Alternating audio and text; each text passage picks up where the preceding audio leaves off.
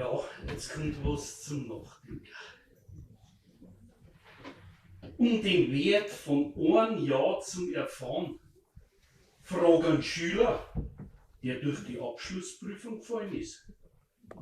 Um den Wert von einem Monat zu erfahren, fragen Mutter, die ihr Kind bald gekriegt hat. Um den Wert von einer Woche zu erfahren, fragt den Herausgeber von einer Wochenzeitschrift. Um den Wert von einem Tag zu erfahren, frag einen, der sein Endkimmer sieht.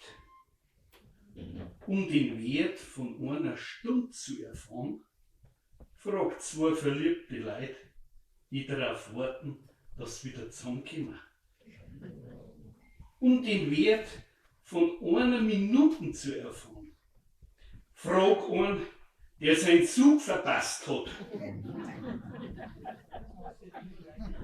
Um einen Wert von einer Sekunde zu erfahren, frag einen, der bei einem Unfall haarscharf am Tod vorbei ist.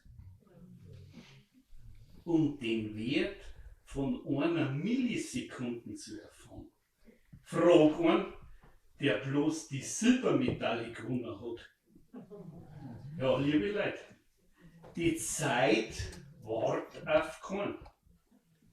Sammelt's an jeden Moment, der euch bleibt, weil er ist wertvoll. Am besten teilt's den Moment mit einem besonderen Menschen, dann ist er noch viel, viel, viel mehr wert. Das waren meine Verse. Soweit, der Franz wünscht euch alle eine gute Zeit.